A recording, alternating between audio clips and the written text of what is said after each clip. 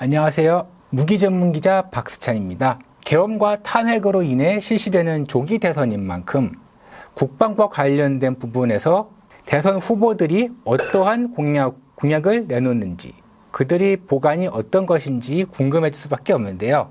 대선 후보들이 제시하는 국방 관련 공약이 어떤 것이 있는가를 살펴보도록 하겠습니다. 우선 공약을 말씀드리기에 앞서서 각 후보들이 국방 관련 공약에 영향을 미친 것이 크게 세 가지가 있습니다. 첫 번째는 계엄이고요. 사실 계엄을 빼놓을 수는 없죠. 군사정권이 사라진 이후에 평시에 비상계엄이 이루어질 거라고 믿은 사람은 아무도 없었습니다. 말 그대로 전대미문의 상황이었기 때문에 이를 반영한 공약이 나올 수밖에 없죠. 두 번째는 방위산업입니다. 지난 몇 년간 K방사는 놀랄만큼의 성과를 거뒀습니다.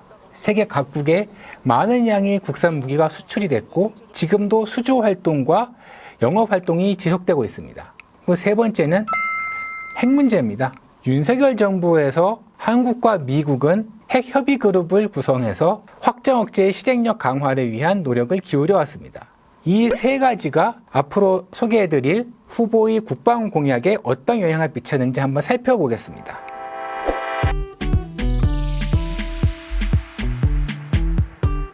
이재명 후보의 국방 공약은 상당히 자세한 편인데 이것들을 크게 세 가지로 나눈다면 방산 수출 컨트롤 타워를 만든다는 것, 그리고 한국군의 전시작전 통제권을 전환한다는 것, 그리고 군 정보기관을 개편하고 국방 문민화를 실현한다는 겁니다.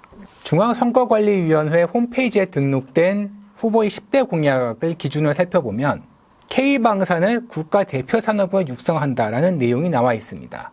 방산 수출 증대를 위해 방위산업 수출 컨트롤 타워를 만들고 방위사업청의 역량을 강화한다라는 내용이 있습니다. 사실 방위산업 수출, 즉 무기 수출 같은 경우에는 일반적인 제품의 수출하고는 많이 다릅니다. 정부의 지원, 정책적인 지원이 필요하고 금융권의 보증을 비롯한 여러 가지 재정적 지원도 필요합니다. 그리고 산업협력과 기술 이전도 있기 때문에 범정부적인 지원이 필요하죠. 그렇기 때문에 이 같은 것들을 조정하고 통제하는 컨트롤 타워가 필요하다라는 것입니다. 물론 방위산업 수출을 위해서 활용할 수 있는 기관들은 여러 개 있습니다. 방위사업청도 있고 국방부도 일정 부분 역할을 할 수가 있으며 코트라를 비롯한 민간기구들도 활용이 가능하죠. 하지만 이 모든 기관들을 한데 아우르는 컨트롤 타워가 필요하다라는 게 이재명 후보의 생각인 것으로 보입니다. 사실 그 컨트롤 타워로서 이전에 윤석열 대통령이 되게 방산 수출에 적극적인 모습을 보이면서 뭐 1호 영업사원이라고 얘기하면서 적극적인 행보를 보였었는데 좀 이런 것과는 좀 다른 모습으로 전개가 될지. 대통령이 직접 나서서 활동을 한다. 그것은 사실상 대통령이 개인적인 역량을 의존한다는 것과도 같은 말이거든요. 시스템에 의해서 진행이 되어야 좀 더 안정적으로 진행이 될 겁니다. 왜냐하면 구매국 입장에서는 거액을 들여서 무기를 구매하는 것이기 때문에, 그리고 이 무기는 국가 안보를 위해 쓰일 거거든요. 그러므로 한 특정 개인의 역량보다는 그 나라 정부와 군대와 산업의 역량을 더 볼 수밖에 없습니다. 그러니까 좀 더 시스템화된 게 필요하다는 거죠. 방위사업청의 역량을 강화한다라는 내용이 있는데 이 부분은 사실 계엄 전에도, 즉 윤석열 정부 기간에도 조금씩 흘러나왔던 부분이기도 합니다. 왜냐? 방산 수출이 잘 되니까 업체들이 경쟁적으로 수주 활동에 나서면서 이 경쟁이 과도해지는 부분이 있습니다. 국내에서는 방위산업체들이 방위력 개선 사업을 수주하기 위해 활발하게 경쟁을 합니다. 정부는 그러한 업체들 간의 경쟁을 통해서 사업비를 절감하는 등의 효과를 얻을 수 있죠. 근데 이게 해외에서도 경쟁을 치열하게 하는데 해외 업체와 경쟁한 게 아니라 국내 업체끼리 경쟁한 상황도 벌어집니다. 그러면 그렇다면 어떻게 되겠어요? 대사 깎아먹기가 될 수밖에 없어요. 방위사업청이 조정 통제권을 강화해서 일종의 교통정리 미리 하고 수출 시장에 나서자는 거죠. 탱크는 A라는 업체가 담당한다. 자주포는 B라는 업체가 담당한다는 식으로 통제를 할 수가 있는, 통제나 조정을 할 수가 있는 거죠. 그렇게 함으로 인해서 국내 업체끼리 경쟁하는 것을 방지하고 이를 통해 재산 깎아먹기가 발생할 확률을 낮춘다는 거죠. 근데 여기에는 또 한 가지 반론도 있습니다. 기업은 자유롭게 영업을 할 권리가 있는데 그거를 왜 정부가 침해하느냐. 그런 것도 있거든요. 그렇기 때문에 방위사업청의 역량 강화를 놓고 이 부분에 있어서는 실제로 어떻게 적용될지는 좀 두고 봐야 될 겁니다.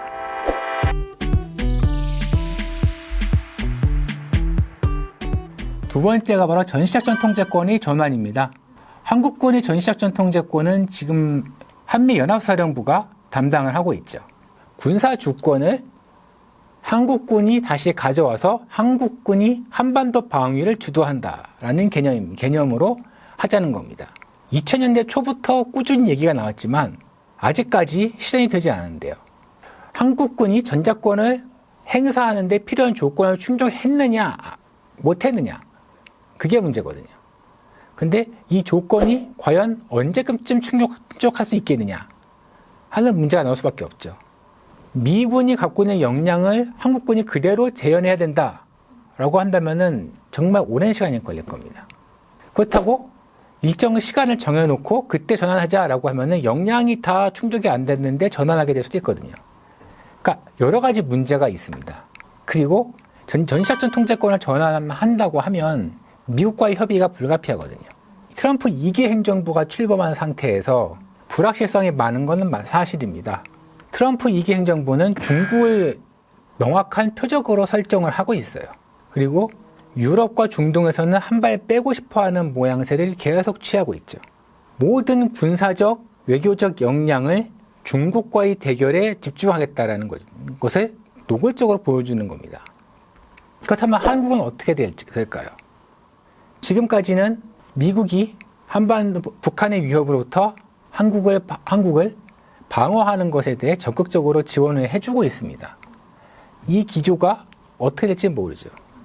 지금은 한국이 정치적으로 과도기이기 때문에 이러한 문제가 두드러지게 나타나고 있지는 않으나 대선 이후 새로운 정부가 출범하게 되면 이 같은 문제가 불거질 가능성은 상당히 큽니다. 좀 제대로 협상을 해볼 상대가 나타났다. 그런 생각을 갖고 트럼프 2기 행정부가 적극적으로 문제를 제기할 가능성이 있거든요.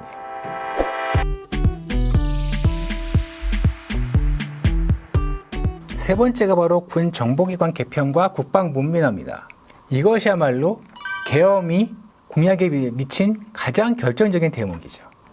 국방문민화라고 하는 것은 사실상 국방장관을 문민장관으로 임명하겠다라는 뜻입니다. 민간인이 국방장관을 맡아서 말 그대로 국방부는 정보부처로서 군을 통제하는 그러한 기능을 하자라는 것이 국방문민화의 핵심 내용일 겁니다. 사실 이 같은 부분은 여러 차례 시도는 됐습니다. 참여정부 당시에도 문민 국방장관을 임명하는 방안이 여러 차례 거론이 됐지만 실현되지 못했고 문재인 정부에서도 국방장관들은 다 예비역 장군들이었죠. 문민화가 되기 전에 국방부의 성격은 군을 대표하는 거였어요. 정부에서. 하지만 국방 문민화가 이루어지게 되면 어떻게 되냐. 국민을 대신해서 군을 통제하는 기관이 돼요. 그리고 일반적인 정부 부처로서의 성격이 더욱 강해지게 됩니다. 이것은 일반 선진국들, 미국, 영국, 프랑스 같은 선진국들이 국방부와 거의 비슷해지는 거죠. 실제로 미국만 해도 예비역 장군이 전역하고 나서 곧바로 국방장관 되는 경우는 거의 없어요. 독일 같은 내각 책임제 국가에서는 아예 국회의원이 국방장관을 하기도 하고 우리도 이제 그렇게 하자라고 할 수도 있게 되는 거죠. 왜냐? 계엄 때 국군 방첩사령부나 국군 정보사령부가 두드러지게 움직였다는 부분을 반영을 한 겁니다. 방첩사령부 같은 경우는 예전에 방첩대, 보안사령부, 기무사령부를 거치면서 여러 차례 정치적인 문제에 연루가 되었습니다. 근데 사실 방첩사령부보다 더 개혁이 시급하고 더 중대한 문제를 안고 있는 것이 아까 말씀드렸던 국군정보사령부입니다. 방첩사령부는 뭔가를 기획을 할 수는 있지만 그걸 실행에 옮길 힘은 없어요. 그리고 해당 조직과 조직 구성원들 중에 상당수가 외부에 드러나 있습니다. 근데 정보사령부는 아무것도 드러나 있는 게 없어요. 그러면서도 정보를 수집하고 어떤 기획을 하고 그것을 실행에 옮길 북파공작원 부대를 갖고 있습니다. 그런데 이 부대가 뭘 하는지 그리고 조직 구성은 어떤지 이에 대한 모든 것은 비밀로 분류되어 있습니다. 그런 부대가 이번에 계엄 사태 때 선거관리위원회로 갔어요. 헌정 질서를 중대하게 위협하는 행위가 된 겁니다. 계엄 상황에서 분명히 문제가 드러났기 때문에 그냥 둘 수는 없어요. 그런 상황에서 이제 개혁을 해야 되는 거죠. 다만 어떻게 개혁하냐가 문제입니다. 기본적인 원칙은 문민 통제와 법치에 기반해서 해야 된다는 겁니다. 그렇기 때문에 군 정보기관을 개편해야 된다라고 한다면은 국군 정보사령부가 국방부와 합참 그리고 국회와 대통령실 등의 통제를 더 잘 받을 수 있도록 하고 과도한 비밀주의를 어느 정도는 제거를 하는 방향으로 개혁을 해야 된다고 봅니다. 물론 조직 개편도 필요할 수밖에 없죠. 그런 면에서 볼 때 군 정보기관 개편은 방첩사와 정보사 이 두 곳의 중심으로 이루어지되 시급성은 정보사가 더 급하다고 저는 개인적으로는 그렇게 보고 있습니다.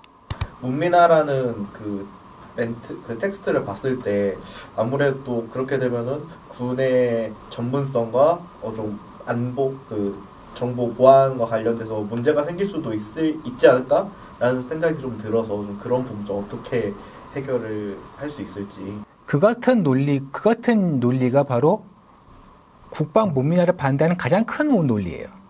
근데 그렇게 따지면 미국이나 일본이나 영국 같은 곳에서는 당연히 문제가 생기겠지만 전혀 문제가 크게 드러나지 않아요.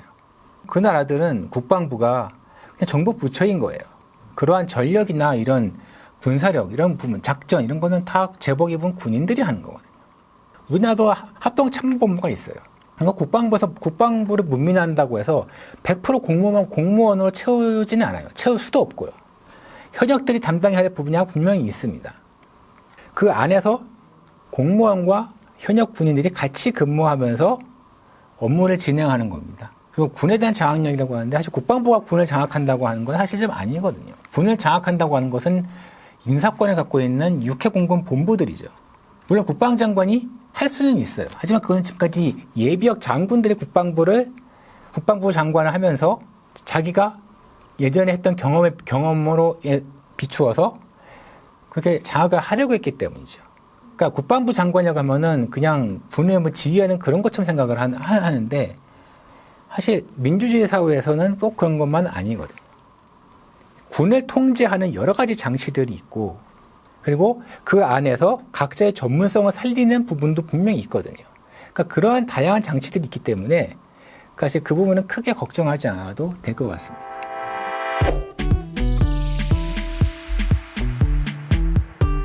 뭘 좋아할지 몰라서 다 가져왔어. 국방공약 같은 경우에서 자세히 보면 이제 좀 준비는 좀 돼 있다라는 느낌을 받았어요. 그다음에 계엄 이후의 상황들 다 종합이 돼 있는데 다만 이 10대 공약이 약간 간략하게 돼 있기 때문에 앞으로 추가로 발표할 공약들을 좀 더 봐야 될 것 같습니다. 그런데 이 김문수 후보는 핵 얘기를 했어요. 근데 현실성은 차치하고라도 이러한 주장이 과연 얼마나 도움이 될지는 사실 좀 고개가 갸웃거려지는 부분이 있죠. 개혁신당 이준석 후보는 철저하게 청년층에 초점을 맞췄습니다. 장기 복무기간에 변화를 주면서 복무 혜택을 좀 더 주고 기초군사훈련 선이수제를 도입하자라는 거죠.